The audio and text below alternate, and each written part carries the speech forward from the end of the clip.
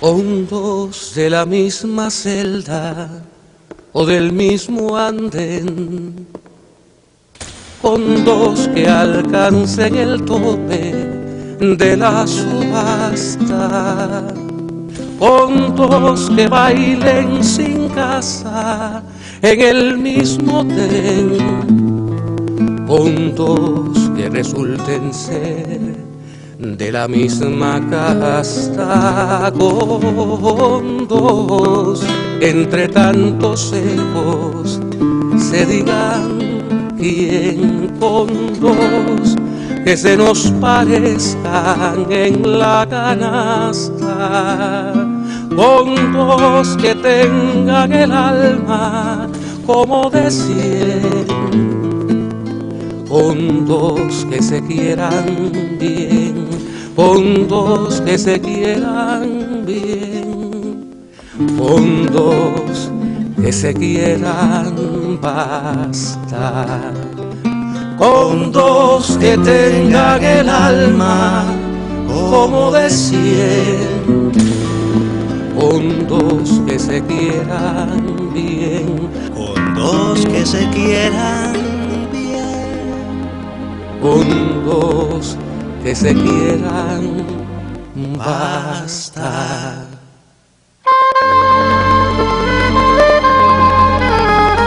Muy buenas noches, estamos en Con Dos que se quieran, ahora aquí en Quinta Avenida y Calle 32, en el barrio de Miramar, en los maravillosos estudios Abdala. Hoy es una noche privilegiada para mí y espero que para ustedes. Nos acompaña, está aquí, en un minuto frente a mí, ya está, el eminente escritor, poeta, ensayista, teatrista, cuentista, poeta. Una de esas personas, el día que lo vi por primera vez, fue en Guadalajara, México. Yo entraba a un hotel, había una jornada de la cultura, él estaba sentado y me dijo mi esposa, ahí está. Yo me viré, fui, me arrodillé en el piso y me presenté besándole la mano. Hoy puedo darle la mano, porque ya es una persona con la que yo tengo una gran relación. Como dije, el gran Antón Arrufá. Antón, muy buenas noches, bienvenido. Buenas noches, Amado. Muchas gracias. Y gracias por recordarme aquel bonito gesto, como de un caballero antiguo. Ah, sí, me tiré en el piso, besé su mano, que es y además la mano con la que escribe. Sí. O con la que escribía, porque ahora andamos con las máquinas. A ver, yo quiero empezar, Antón, porque encontré unos fragmentos, como estamos en televisión, encontré unos fragmentos en su discurso del premio de aceptación, cuando habló del Nacional de Literatura, aquel que he comentado varias veces sobre ese discurso, porque es uno de los más estremecedores. Pero encontré 3 citas ahí que quiero comentar.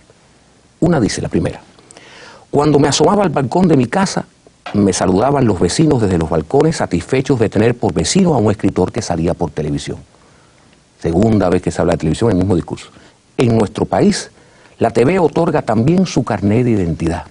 Y la tercera, la más arriesgada: para las mayorías populares, quien no aparece en la pequeña pantalla no existe. ¿Usted cree en eso o es otra de sus ironías? Yo creo en algo a partir de ese momento, fíjate. Cuando yo vivía ahí, he vivido mucho tiempo en el lugar donde vivo, en la calle Trocadero, cerca donde vivía Lezama, a media cuadra. Alguien en Madrid me dijo, Álvaro Pombo, mira que tú eres snob, mudarte en la calle de Lezama. Pero yo me mudé ahí cuando ya Lezama había muerto, con el cual tuve una gran amistad, como toda la gente sabe.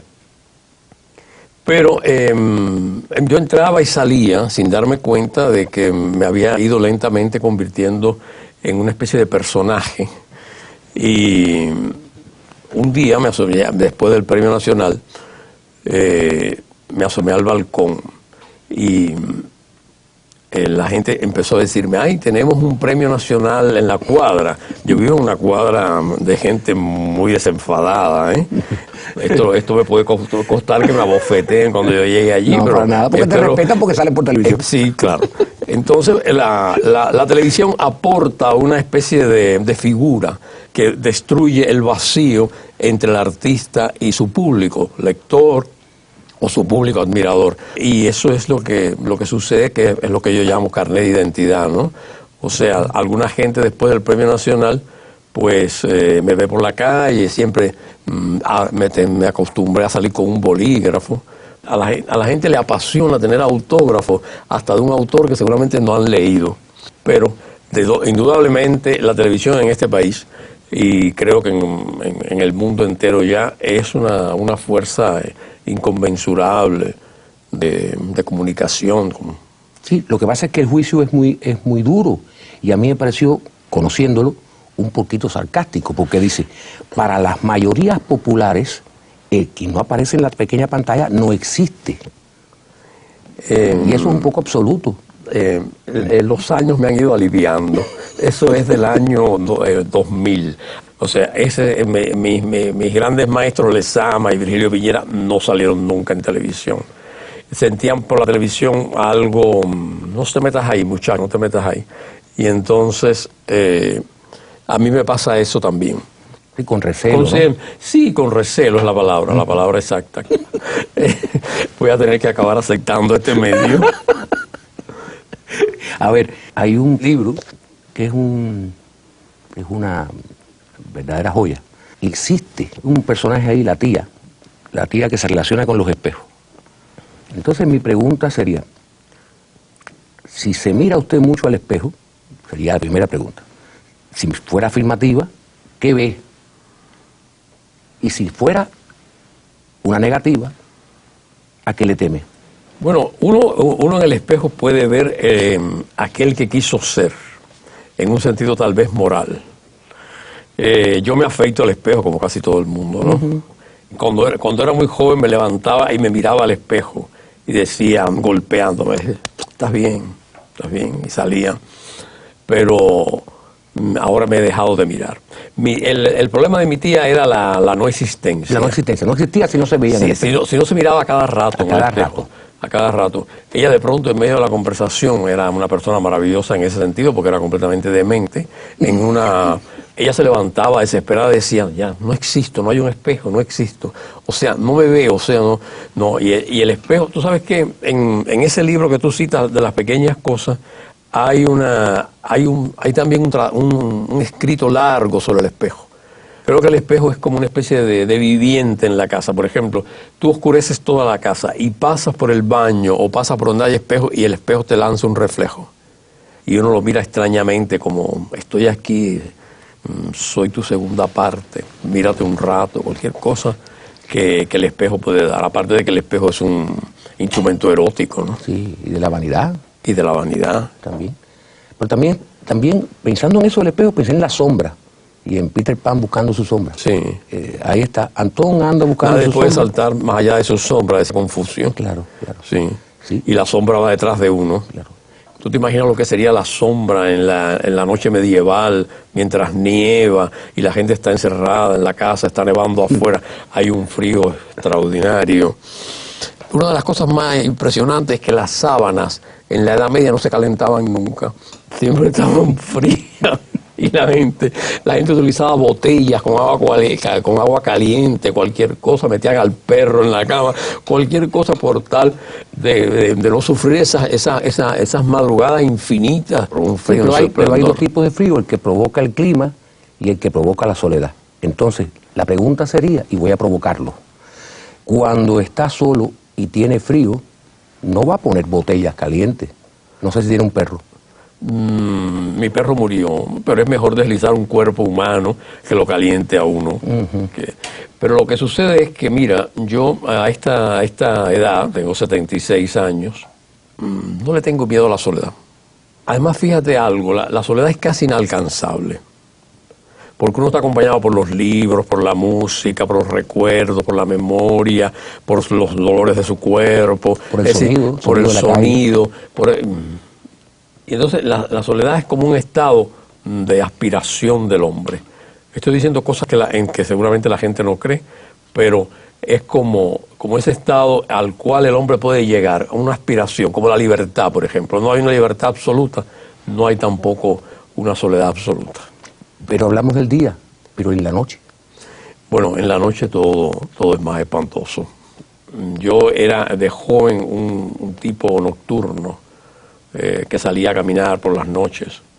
Ahora ya no hago eso, porque además la ciudad es tan nocturna, tan doblemente nocturna, tan carente de luz, que es maravilloso porque uno se puede ir partiendo las piernas a medida que va caminando y llega a su casa ya completamente paralítico.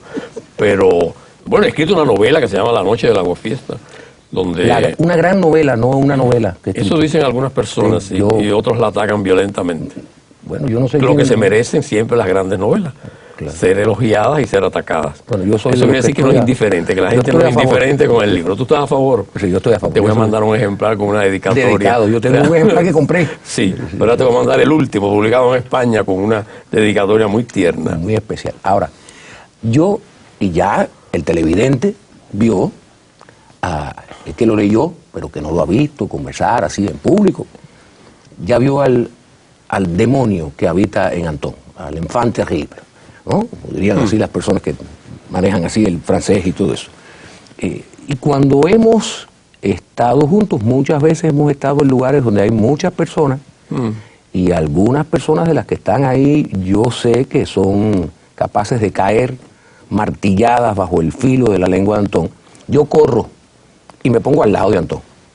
¿Por qué ejercita esa necesidad todo el tiempo de entrar en esa batalla con su propio ingenuo?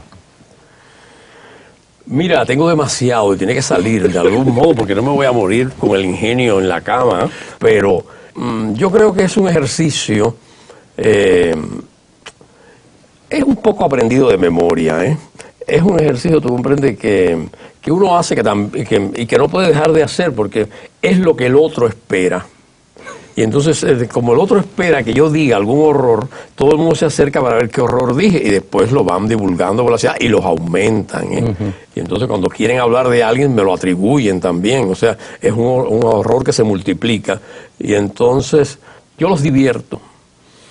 Además yo soy admirador de Oscar Wilde, que hacía mucho estas cosas. Hacía eso por todo el tiempo. Entonces hay una anécdota sobre Oscar Wilde que había conversado brillantísimo con varios amigos en una mesa. No quiere decir que yo haga esa brillantez, que yo la alcance, pero lo cierto es que un amigo después contó que cuando se levantó y lo vio como se alejaba en la calle, iba triste, alicaído, como perdido. O sea, el hombre que había sido brillantísimo delante de los demás, en la soledad era un verdadero espantajo. No sé si esto, no sé si esto me ocurre. No sé si esto no es su caso. Yo puedo decir que no es su caso. Además, yo no voy, yo me acerco no solo a disfrutar del filo de su verbo, sino a protegerme. Porque mientras ¿tú crees que mientras estés al lado no voy a hablar mal? No tanto. Por lo menos en mi caso nunca ha ocurrido. No te garantizo eso. Porque una de las cosas que más me gusta es decirle a la gente lo que el otro dijo y delante. Bueno, hay 3 personas y yo me acabo de enterar que de la tercera acaban de decir tal cosa y yo inmediatamente se lo digo allí delante. Mira, esta persona ha dicho de ti esto y es maravilloso porque se forma como una especie de vitalidad que necesitamos mucho cuando ya somos muy conocidos. Necesitamos siempre como una vitalidad, o sea, que las solemnidades que se caigan, que ya yo no sea miembro de la Academia de la Lengua, que no sea premio nacional, que no tenga todas las medallas, todo eso se viene al suelo y me convierto en un muchacho de 20 y pico de años. Es lo que parece, además, un muchacho. ¿Usted cree? Sí, yo sí. Ahora, ¿cómo es un día de Antón? Porque los escritores tienen manías. Estoy lleno de manías para trabajar. Y he hecho una lista de todas esas manías. Por ejemplo, a ver alguna. Bueno, el bañarme, el tomar té, el caminar, a veces caminaba mucho. Por ejemplo, cuando escribo una obra de teatro me gusta caminar, entonces me hago todos los personajes y los vecinos van creyendo que he enloquecido, porque hablo como mujer, como niño, como anciano, como gago, como cualquier cosa. Y entonces hay una especie de como aquí se vive de una manera tan colectiva, tan promiscua, que todo el mundo participa un poco de la vida de uno. Pero claro, ya se saben que ahí vive la figura. No te he contado ese chiste. A ver, cuéntame. Que yo entré en una librería, creo. y estaba la librera estaba sentada, me miró y me dijo, ¡hola, figura!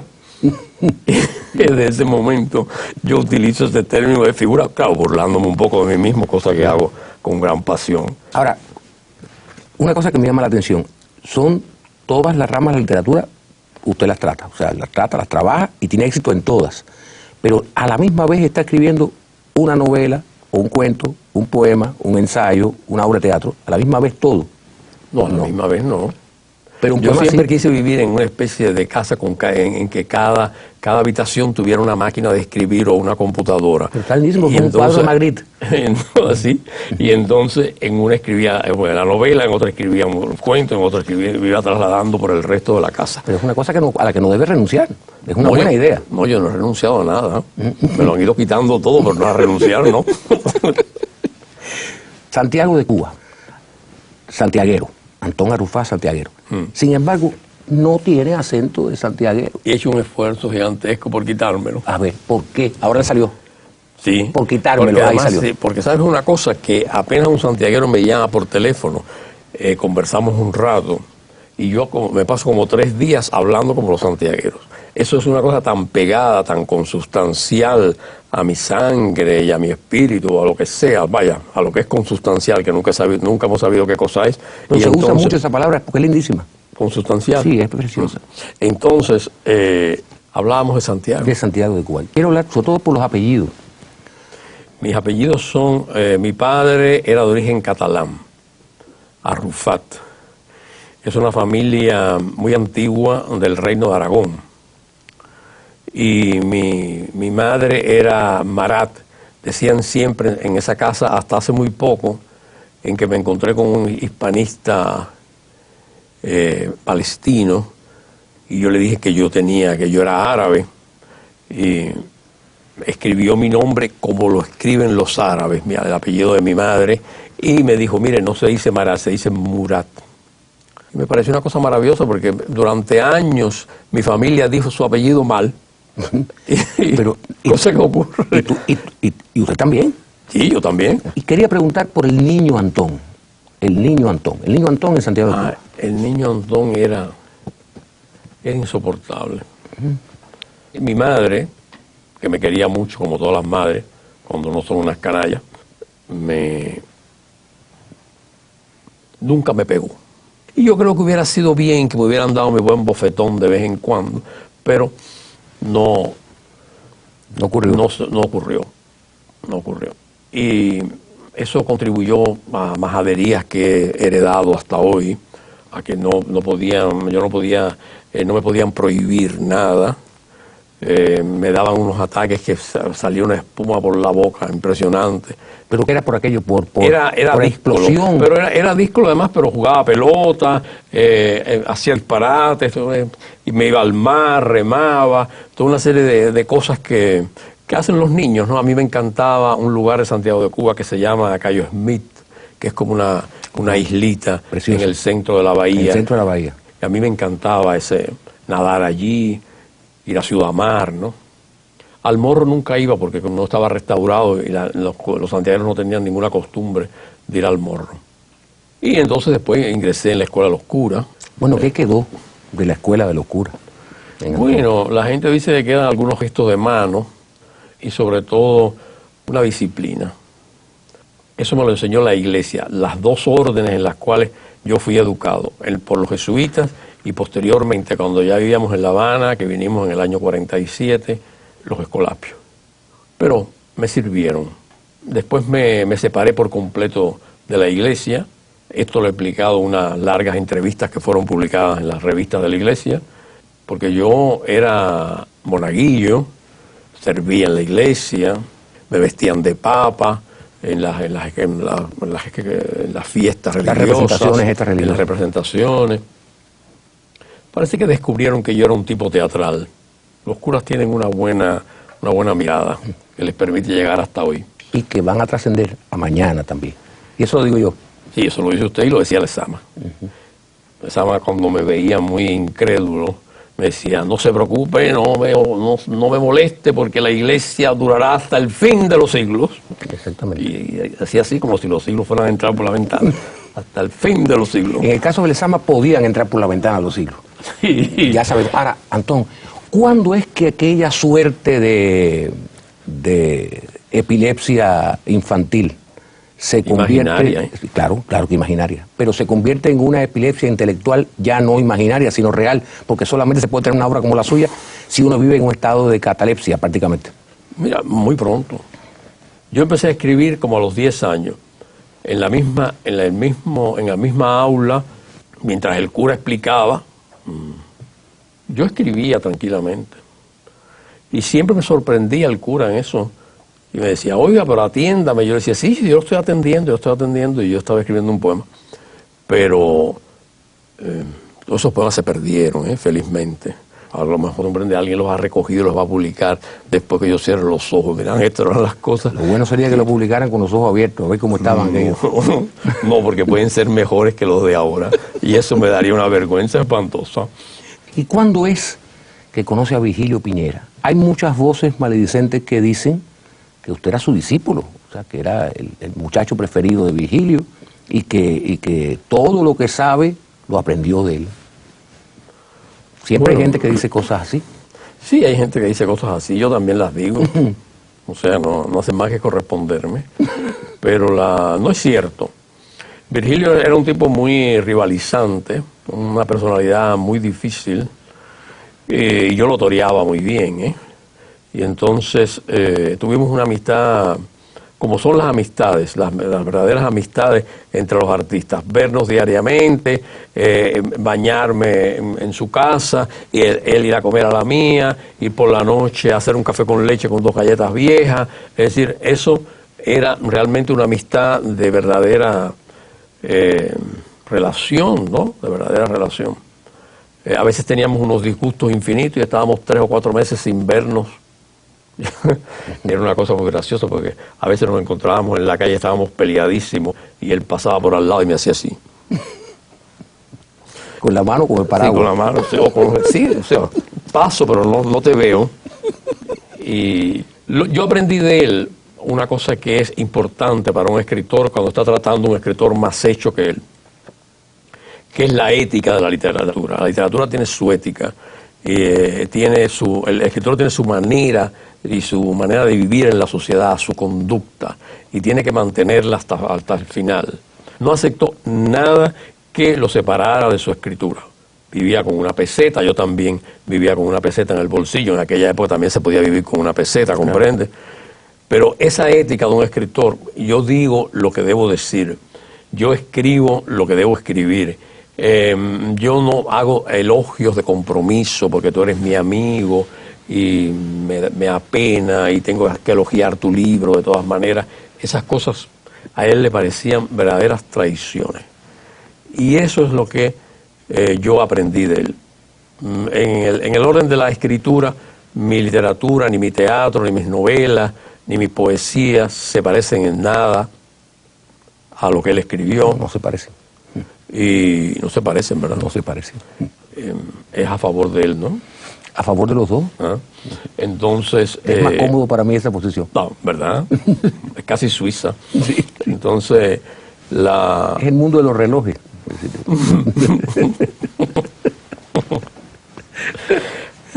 Entonces, pues nada.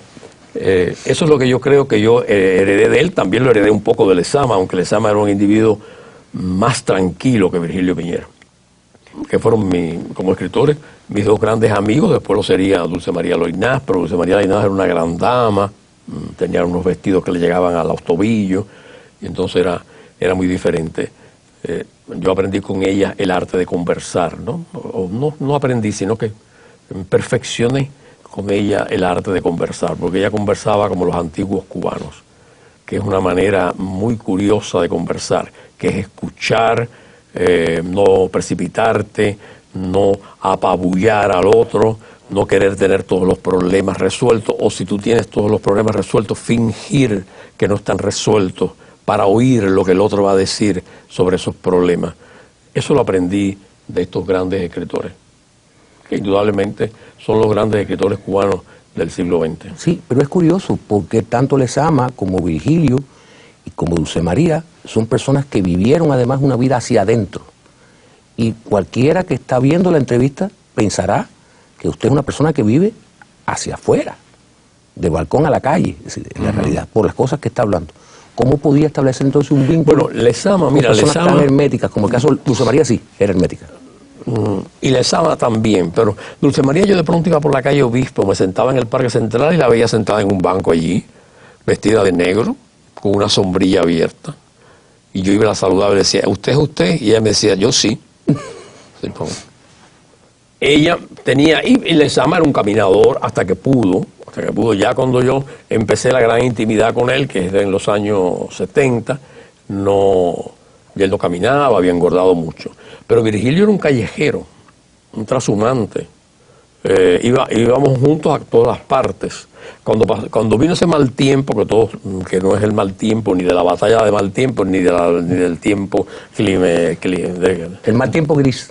el mal tiempo gris, sí, gris, sí, o negro. O sí. negro. Entonces, ese mal tiempo, ay, ¿cómo nos divertimos? No. Sufrimos, pero nos divertimos mucho. Entonces, íbamos a asustar a la gente. ¿Comprende? Íbamos allí, íbamos a las galerías, a las exposiciones, a las funciones de teatro, y la gente salía corriendo, literalmente, a Mauri, corrían cuando nos veían, decían, ¡ahí vienen! No te pegues ahí porque nos están, mirando, no te pegues. Y entonces... Mira que la gente era tan miserable. A la gente así. Y perdimos muchos amigos así, muchos falsos amigos. Y claro, a nosotros, yo no tenía ningún miedo de ir a los lugares, ni él tampoco. Bueno, que va a tener miedo Virgilio Piñera. Sí. Él fingía tener miedo, escribía sobre el miedo. Su literatura está recorrida por un miedo, que es el miedo ante la muerte, el miedo ante la indefinición, el miedo de un emprendedor espiritual, todos los posibles el miedo que da a las grandes ciudades, porque él en el fondo era un provinciano en el buen sentido. Había vivido muchos años en Camagüey, 22 años, y cuando vino a La Habana sintió ese terror que siente el hombre de provincia, en una ciudad mucho mayor, en una ciudad en que hay que aprender a subir las escaleras, porque eso es importante. Además, como siempre he tenido lo mismo dentro de mí, el sedentario, el callejero, entonces, pues con mi parte de sedentario hacía mi obra y con mi parte de callejero era amigo de ellos, sobre todo amigo de Virgilio. Cuando ya yo fui en mi gran amistad con Dulce María, también fue en esos tiempos de mal tiempo, en que llovía mucho, por eso le pusieron mal tiempo a esos tiempos, ¿no? En fin, pero de todos modos eran como personas extraordinarias. ¿Y qué fue lo que le llamó la atención a Antón de esos personajes? Compartir el mal tiempo, compartir el aguacero, el trueno, el rayo, las épocas de el mal tiempo, compartir el mal tiempo también, porque bueno, lo que pasa es que nosotros habíamos sido hasta ese momento figuras públicas. Lo continuamos siendo, pero en lo que Eliseo Diego llamó el oscuro esplendor. O sea, estábamos en una oscuridad, pero que era más luminosa que la misma claridad. No hablábamos casi nunca de lo que nos ocurría. Era como de mal gusto, ¿no? Era como subrayar lo que ya sabíamos. Y hablábamos como hablan los escritores, que todos somos muy habladores. Y entonces, no, era... Mira, voy a decir una palabra que ya no se usa tanto, era un compañerismo. Es decir, es ese tipo de relación entre, digamos, tus iguales. Ellos me llamaban, me buscaban, yo tenía con ellos una relación que cualquiera puede en este momento pensar, como está mintiendo ese hombre, nunca fue íntimo de esas personas, esas cosas, pero en fin, eso no importa.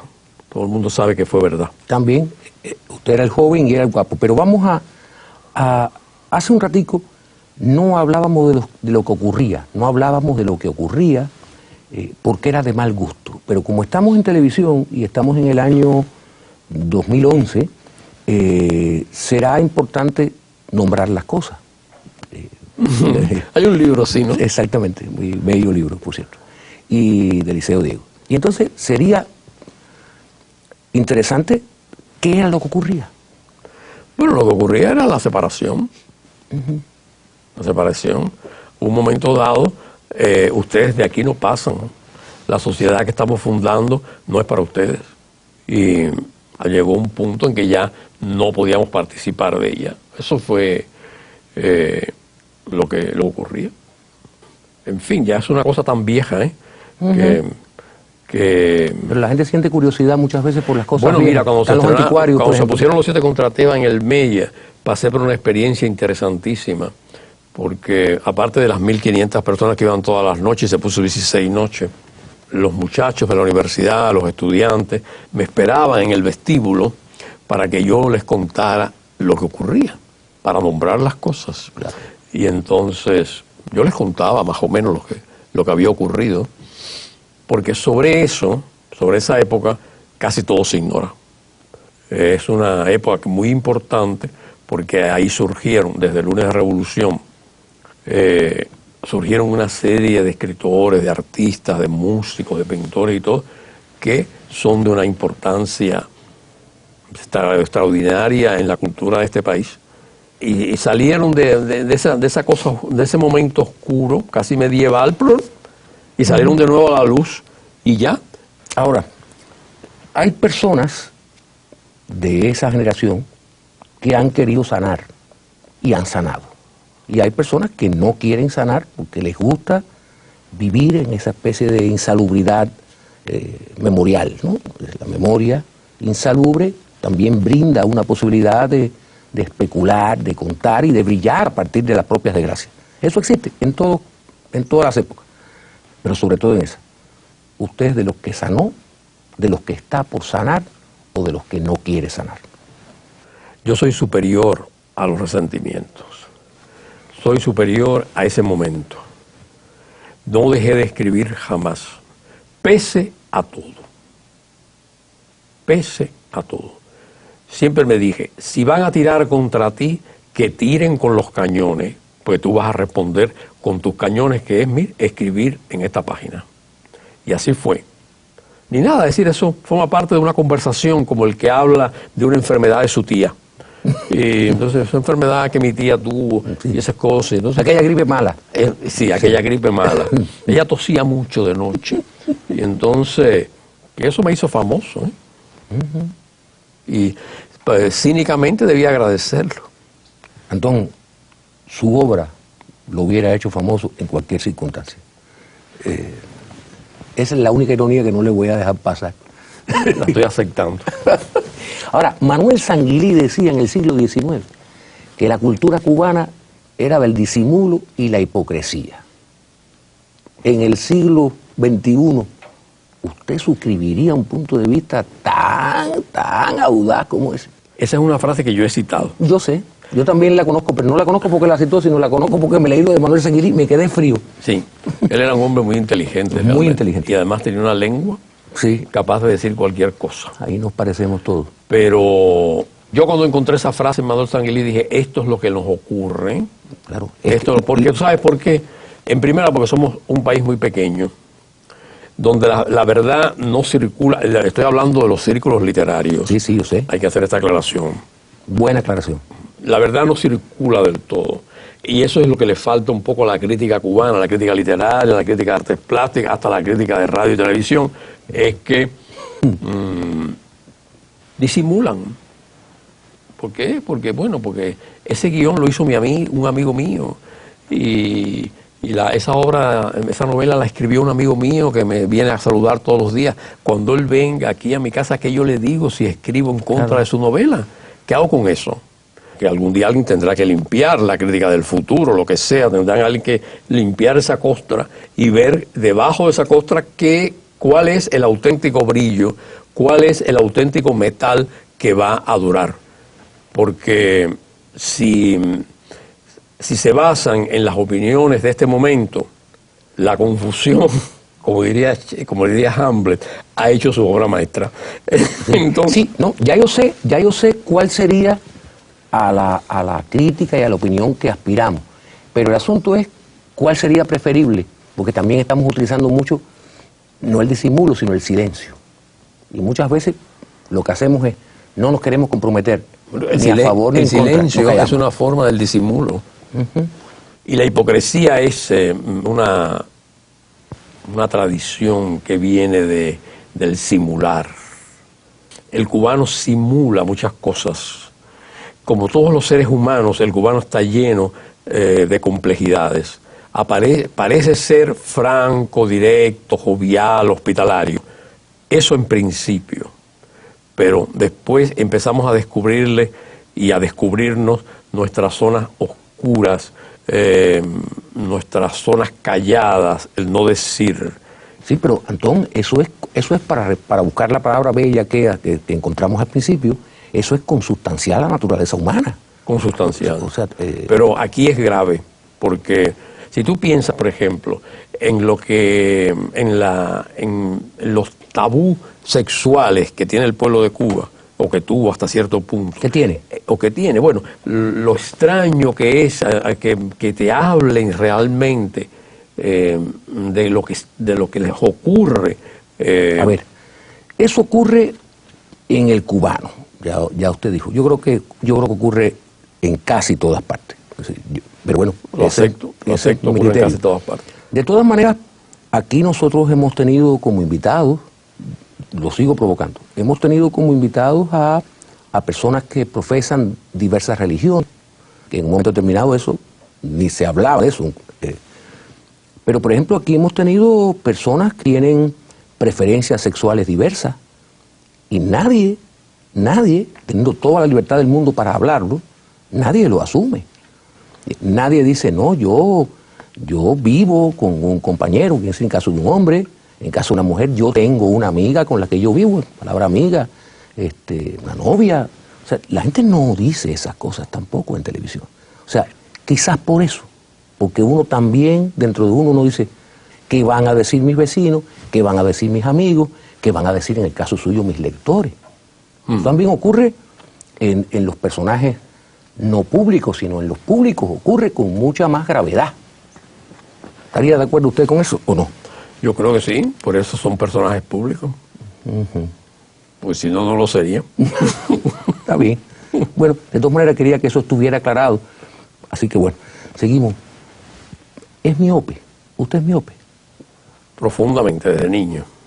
Yo me iba, Antón, a lo de los miopes, porque yo soy miope, y los miopes son personas que esconden, que tienen trastienda. O sea, se hacen los que no ven y ven, porque si yo me quito, yo hago esto, la figura es totalmente borrosa, pero yo presiento que Antón está ahí. Y cuando me lo pongo, es una certeza. ¿No le ocurre algo parecido? Bueno, a mí me ha gustado muchas veces ver a personas borrosas. Y entonces cuando me quito los espejuelos y entonces digo, ahora descanso, los voy sumiendo en la nada. Sí, pero por ejemplo... O sea, nosotros tenemos la posibilidad de lo que es corpóreo, hacerlo incorpóreo. Claro. Que es una de las cosas que es una de las cosas que trata de hacer la poesía. Es decir, lo que vemos no es todo. Hay un mundo invisible. ¿Te comprendes? Que si tú te quitas los espejuelos, empiezas a presentir que hay un mundo invisible, que la gente ya no es lo que es. Es convertir la fusa en la difusa. Aguada, una mirada acuosa, que la gente dirá, ¿y qué estará pensando? Yo quiero irme acercando al final. Usted es un hombre muy admirado, pero querido. ¿Se siente querido? Mira, entre la admiración y el querer hay una distancia infinita. O sea, es un poco fría, porque tú puedes querer a una persona sin admirarla. Está raro eso, no, yo no puedo. ¿No? No. Bueno, tú puedes querer a una persona que carece, por ejemplo, de actitudes artísticas y que tú la ves día tras día haciendo labores que para ti son perder el tiempo. Tal vez, si lo pienso más, tenga los dos sentimientos mezclados, el querer y la admiración juntas, confundiéndose el uno con el otro. Eso es posible, pero yo puedo admirar a un escritor y no quererlo. En fin, creo que eso es... ¿Cree que es querido? Es lo que quiero decir. O sea, porque soy decir. querido, ¿no? Nunca le he preguntado a nadie. Bueno, yo le puedo decir que yo... Nunca le he preguntado a nadie, ¿tú me quieres? Eso combate mi orgullo. No puedo preguntar esa cosa ingenua y maravillosa que le pregunta una persona a otra, ¿tú me quieres? Qué difícil es para mí preguntarle a alguien, ¿tú me quieres? Sí. O sea que, por tanto, como el verso maravilloso de Julián de Alcázar, siempre ignoraré quién me ama. Ya. Yo estoy siempre desesperado por preguntar, ¿tú me quieres? A mí me encanta. Y me quiere, no me quiere incluso, como Sí. hacíamos con la florecita, ¿no? Sí. Ahora, Yo no alcancé esa florecita. ¿Dónde estaban? estaban en su corazón, lo que no miró para allí.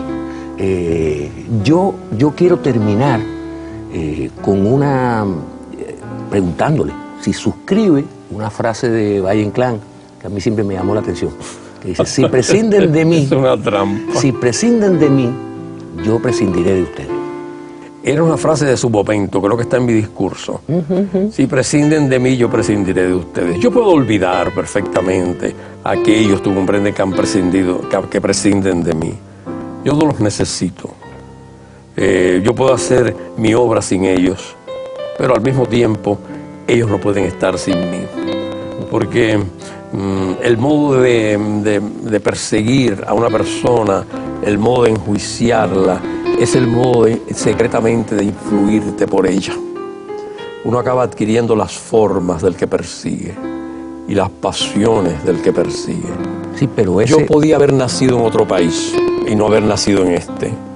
Pero lo importante es que no solo es nacer en este país, es asumir este país, que es otra forma de nacer. Hay como 2 o 3 nacimientos. Una vez leí una frase de una línea de Garcilaso de la Vega, que la voy a transformar, cosa que hago. Él dijo una vez, me duele España. Yo puedo decir, me duele Cuba. No. Los dolores de Cuba son otros dolores que nosotros tenemos el deber de ir aliviando. Muchas gracias, Antonio. Exactamente. Te quiero mucho, te admiro, te adoro. Gracias. Gracias por correr ese riesgo. Hondos de la misma celda o del mismo andén, con dos que alcancen el tope de la subasta, con dos que bailen sin casa en el mismo tren, con dos que resulten ser de la misma casta, con dos entre tantos ecos se digan quién, con dos que se nos parezcan en la canasta, con dos que tengan el alma como de 100, con dos que se quieran bien, con dos que se quieran bien, con dos que se quieran bastar, con dos que tengan el alma como de 100, con dos que se quieran bien, con dos que se quieran bien, con dos que se quieran bastar.